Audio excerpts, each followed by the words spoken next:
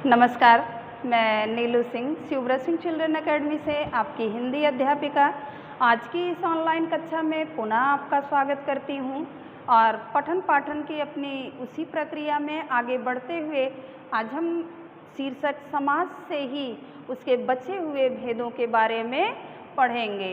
इससे पिछले वीडियो में आपने द्विगु समास, द्वंद्व समास और कर्मधारय समास पढ़ा। कर्मधारय समास पढ़ते समय आप उसमें 4 चीज़ें पढ़े होंगे: उपमेय, उपमान, विशेषण और विशेष्य।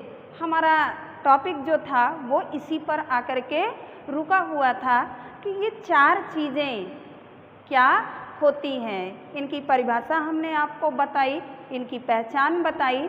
आज के इस वीडियो में हम इसके उदाहरण से शुरू करेंगे कि इसके उदाहरण उपमेय और उपमान, विशेषण और विशेष्य के उदाहरण कौन कौन से हैं। तो सबसे पहले चलते हैं हम कर्मधारय समास के उदाहरण पर।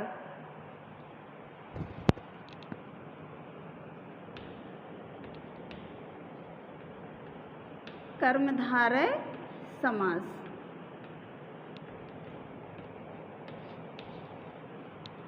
चार चीज़ें इसमें आप देखेंगे: उपमेय, उपमान। क्योंकि कर्मधारय समास की परिभाषा ही है कि इसके पहले पद में, या आप यूँ कहें कि समस्त पदों में विशेषण और विशेष्य अथवा उपमेय और उपमान शामिल रहता है।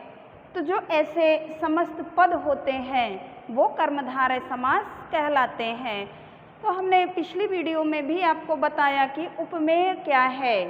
उपमेय एक साधारण, चाहे वस्तु हो चाहे प्राणी हो, और उपमान है बहुचर्चित या विशेष। आप ऐसे समझिए, ये कोई साधारण वस्तु या प्राणी और ये विशेष।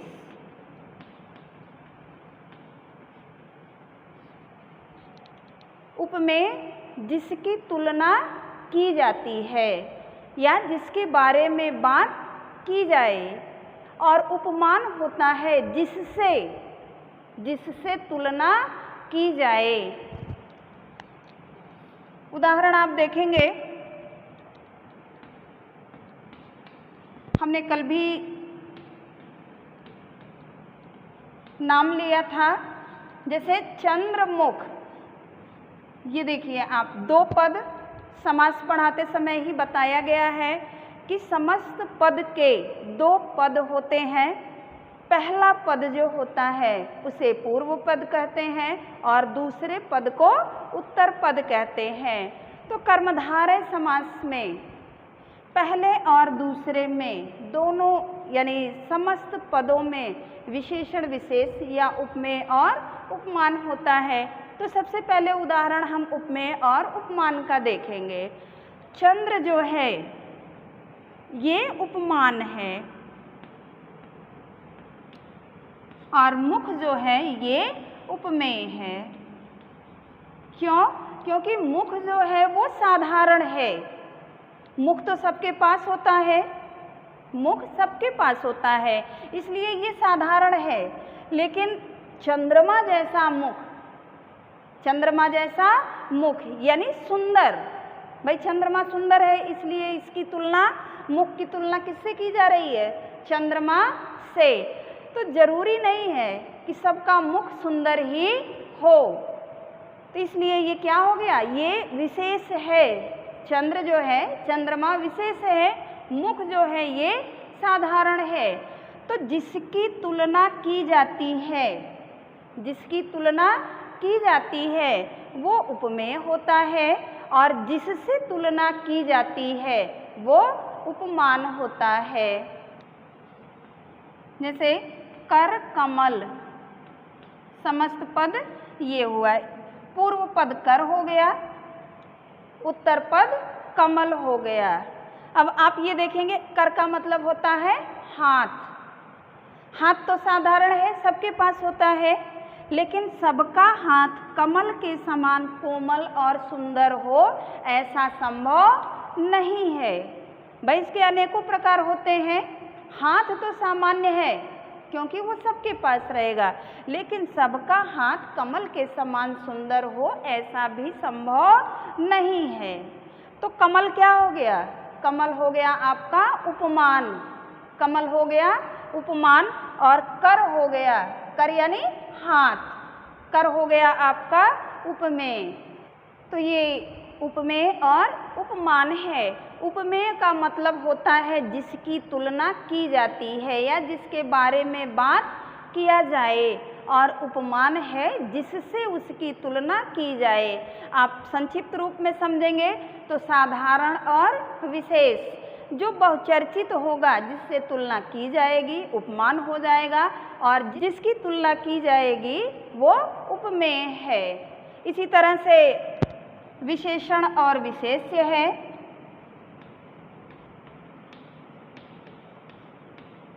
विशेषण विशेष,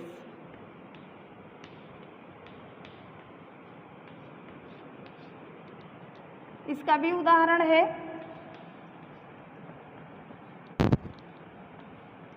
नील कमल। परिभाषा में पहले भी आपको बताया गया है कि पहला पद जो होगा यानी वो पद जो होगा वो विशेषण होगा, और उत्तर पद जो होगा वो विशेष्य होगा। इसीलिए पहले ही उसकी परिभाषा में ही कहा गया है कि समस्त पद में विशेषण और विशेष्य या उपमेय और उपमान मिलते हैं। तो इसमें पूर्व पद आपका ये है नील, और उत्तर पद आपका पूर्व पद, और ये हो गया आपका उत्तर पद। ये कमल संज्ञा है, ये उसकी विशेषता है। विशेषण का मतलब ही है कि संज्ञा सर्वनाम की विशेषता बताने वाले शब्द को विशेषण कहते हैं, और विशेष्य होता है कि जिसके बारे में या जिसकी विशेषता बताई जाती है वो संज्ञा और सर्वनाम है। संज्ञा और सर्वनाम की ही विशेषता बताई जाएगी। तो जो शब्द संज्ञा सर्वनाम की विशेषता बताते हैं वो विशेषण कहलाते हैं, और जिसकी विशेषता बताई जाती है वो विशेष्य कहलाते हैं। तो यहाँ विशेषता किसकी बताई जा रही है? कमल की। कैसा है कमल? नीले रंग का है। नील यानी नीला। कमल कई प्रकार के होते हैं, चाहे आप सफ़ेद लीजिए, गुलाबी लीजिए, लाल लीजिए। तो यहाँ पहले ही इसीलिए बता दिया गया है कि नील कमल, कि नीला है जो कमल। इसमें आप अक्सर देखेंगे जब भी आप विग्रह करेंगे तो है जो करके आएगा। अब इसी का जब विग्रह कर दें तो विग्रह करने के बाद नीला है जो कमल। विग्रह करने पर आपको है जो, ये दो शब्द जो हैं आपको मिलेंगे जब आप उस समस्त पद का विग्रह करेंगे। दूसरा उदाहरण है महाराजा।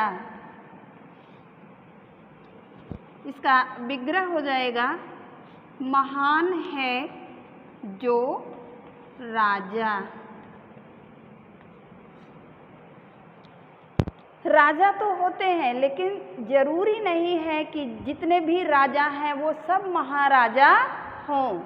तो महाराजा वही है, महान है जो राजा, वो क्या कहलाएगा? महाराजा। तो देखेंगे ये महा शब्द जो पूर्व पद है ये क्या है? ये विशेषण है। ये राजा की विशेषता बता रहा है कि कौन सा राजा महाराजा कहलाता है, यानी जो राजा महान होगा। तो ये पहला पद विशेषण हो गया। पहला पद क्या हो गया? विशेषण। और दूसरा पद ये राजा जो है ये हो गया विशेष्य। तो कर्मधारय समास के अंतर्गत ये 4 चीज़ें आपको हमेशा मिलेंगी। उनके समस्त पदों में, यानी जिन समस्त पदों में विशेषण और विशेष या उपमेय और उपमान मिलते हैं वो कर्मधारय समास कहलाते हैं। अब इसके बाद हम इसका छठवां जो भेद है समास का, बहुव्रीहि के बारे में पढ़ेंगे। छठवां है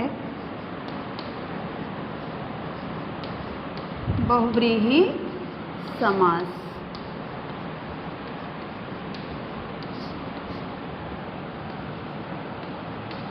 परिभाषा है इसकी,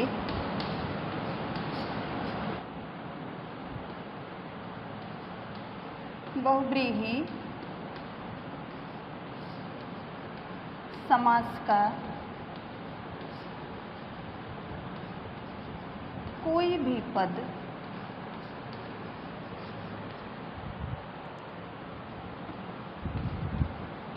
प्रधान नहीं होता।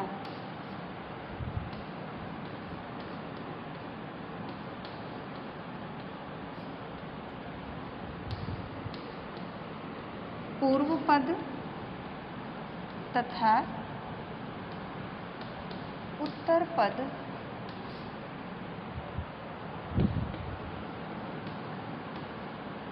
मिलकर किसी अन्य पद की ओर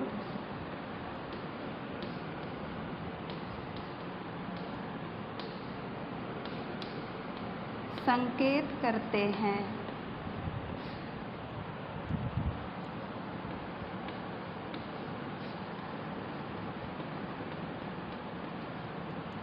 ये तो बहुव्रीहि समास की परिभाषा है कि बहुव्रीहि समास का कोई भी पद, चाहे वो पूर्व पद हो चाहे उत्तर पद हो, कोई भी पद प्रधान नहीं होता है, बल्कि पूर्व पद और उत्तर पद मिल करके किसी अन्य पद की ओर संकेत करते हैं। जैसे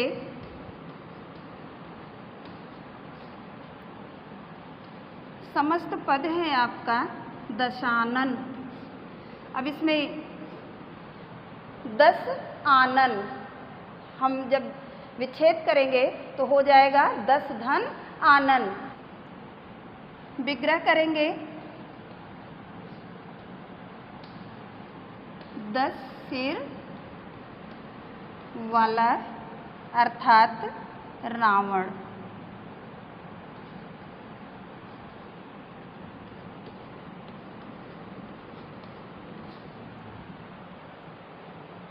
ना पहला पद यानी पूर्व पद इसका मेन है, मुख्य है, और ना ही उत्तर पद इसका मुख्य है।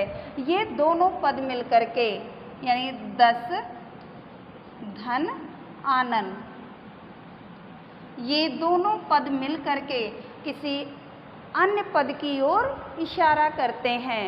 और हमारी भारतीय संस्कृति में हम सभी जानते हैं कि दशानन शब्द जो है इसका प्रयोग रावण के लिए ही किया जाता है और कहीं इसका प्रयोग नहीं होता है। दूसरा उदाहरण है लंबोदर। अब जब इसे हम विग्रह करेंगे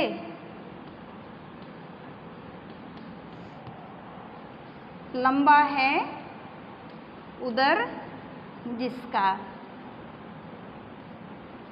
कौन हो जाएगा? गणेश भगवान। ऐसा नहीं है कि लंबा पेट और किसी का नहीं होता, लेकिन लंबोदर शब्द जो है, ये समस्त पद जो है वो विशेष रूप से भगवान गणेश के लिए ही प्रयोग किया जाता है। नीलकंठ, इसका भी विग्रह हो जाएगा नीला है कंठ जिसका।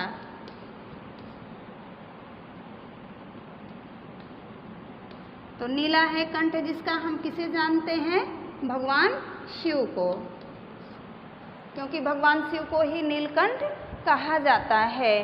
तो कुछ ऐसे समस्त पद हैं जो विशेष रूप से इसकी एक पहचान है, बहुव्रीहि समास की पहचान है कि जितने भी देवताओं के नाम होते हैं, क्योंकि वो विशेष होते हैं, वो सामान्य जनों में प्रयोग नहीं होते हैं, तो इसलिए जितने भी विशेष नाम होते हैं वो बहुव्रीहि समास के अंतर्गत आते हैं।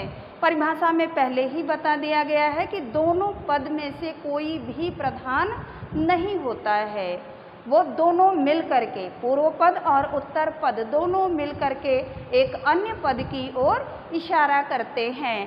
तो एक आसान सा ट्रिक है, छोटा सा, कि जितने भी विशेष नाम होंगे या देवताओं के नाम होंगे वो बहुव्रीहि समास के अंतर्गत आते हैं। अब हम देखते हैं कि कुछ शब्द ऐसे हैं, जैसे एक उदाहरण आप देखिए, पंचानन।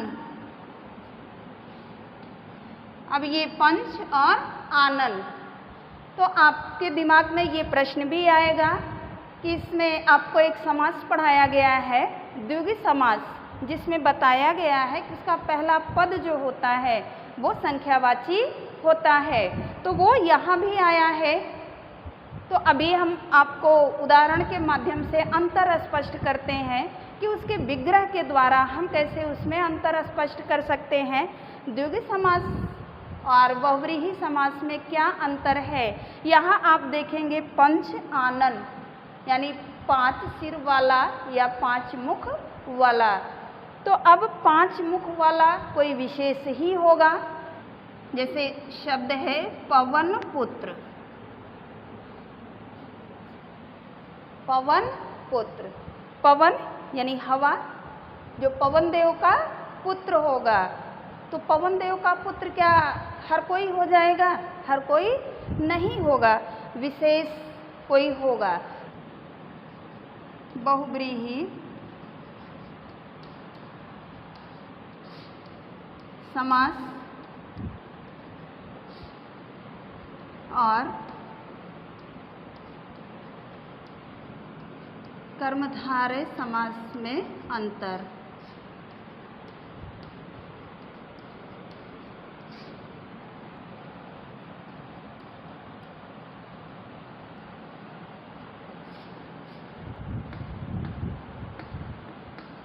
समस्त पद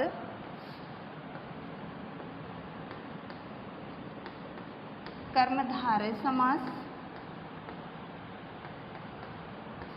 हो जाएगा बहुव्रीहि।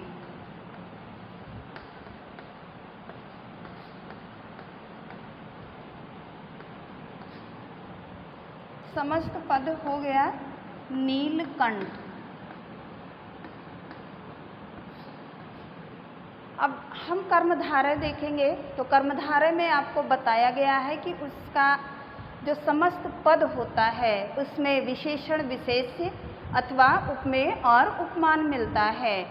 तो नील, ये पहला अगर हम कर्मधारय देखेंगे तो ये विशेषण है, ये विशेषण है, लेकिन नीलकंठ विशेष भी है, भगवान शिव के लिए भी प्रयोग किया जाता है।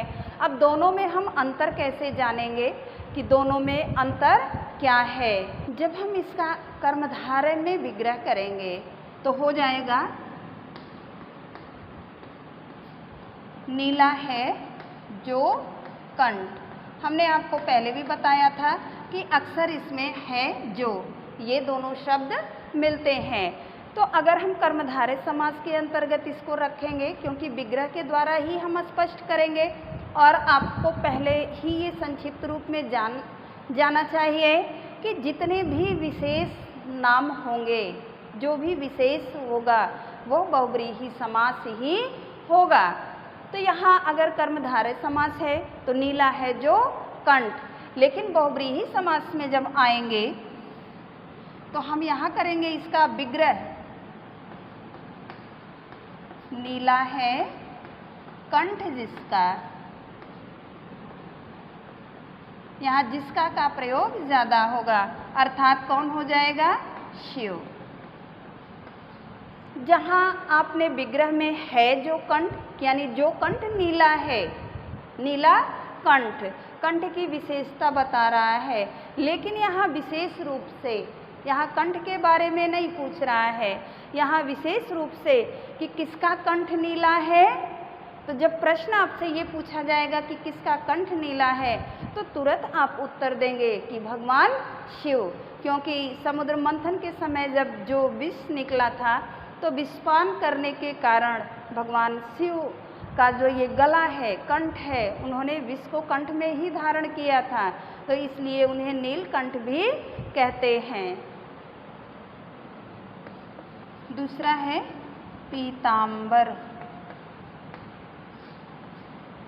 इसे जब हम कर्मधारय समास में ले आएंगे तो इसका विग्रह करेंगे, पीला है जो वस्त्र, क्योंकि अंबर का मतलब होता है वस्त्र, ये वस्त्र की पर्यायवाची है।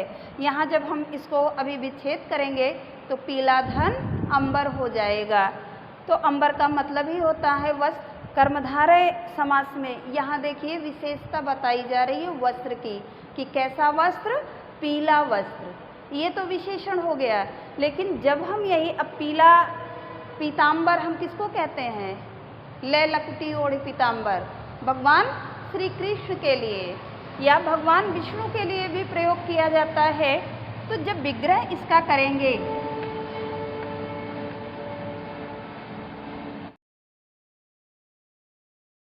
वस्त्र जिसका,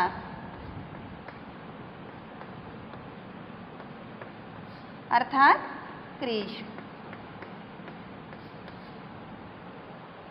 इसी तरह से मुरलीधर, मुरली धारण करने वाला, आप जितना भी देखेंगे, चाहे षडानन, पंचानन, एकदंत, गजानन, दशानन, ये जितने भी नाम आएंगे, महावीर यानी वीरों में जो महान है, वीरों में जो महान है।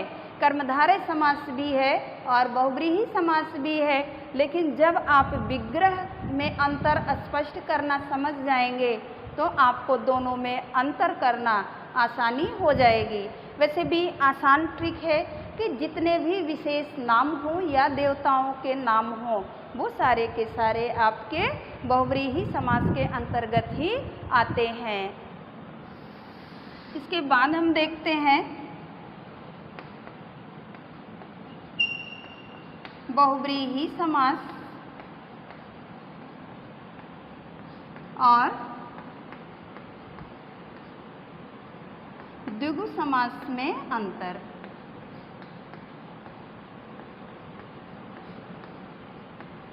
समास में अंतर, दोनों की परिभाषा है कि द्विगु समास जो है वो पहला पद जो उसका होता है वो संख्यावाची होता है। द्विगु समास का पहला पद जो होता है वो संख्यावाची होता है, वो दूसरे पद की संख्या बताता है, वो दूसरे पद की संख्या बताता है। लेकिन बहुव्रीहि समास में भी कभी कभी ऐसा होता है कि पहला पद जो होता है वो संख्यावाची होता है। जैसे हमने आपको उदाहरण दिया एकानन, पंचानन, षडानन, चतुर्मुख, चतुर्भुज, ये सारे क्या हैं, ये भी तो पहला पद जो है इसमें भी तो संख्या आ रही है, चतुर यानी 4, षडानन यानी 6, एक दंत यानी एक दांत वाला, पंचानन 5 मुख वाला। तो इस तरह से बहुव्रीहि समास में भी आता है। लेकिन बहुव्रीहि समास की परिभाषा आपको पहले ही बताई गई है कि बहुव्रीहि समास में दोनों पद प्रधान नहीं होते हैं, दोनों मिलकर के क्या करते हैं, एक अन्य पद की ओर संकेत करते हैं। द्विगु समास में क्या है, ये किसी अन्य पद की ओर संकेत नहीं करते, पहला पद संख्यावाची होता है, वो दूसरे पद की संख्या बताता है। क्योंकि आपको पढ़ाया गया है कि समस्त पद में 2 पद होते हैं, पूर्व पद और उत्तर पद। उसमें पहला पद संख्यावाची होता है, वो दूसरे पद की संख्या बताता है। लेकिन बहुव्रीहि समास में पहला पद संख्यावाची होते हुए भी ये किसी अन्य की ओर इशारा करते हैं। यही अंतर बहुव्रीहि समास और द्विगु समास में है। जैसे आप उदाहरण देखेंगे,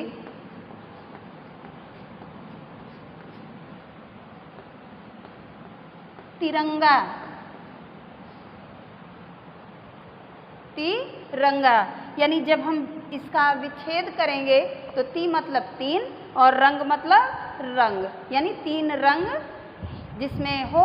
तो द्विगु समास में आपको बताया गया है कि इसमें समूह या समाहार शब्द का प्रयोग किया जाता है। तो जब हम इसे द्विगु समास के अंतर्गत इसका विग्रह करेंगे तो इसे हम करेंगे तीन रंगों का समाहार। लेकिन जब हम इसे बहुव्रीहि में लाएंगे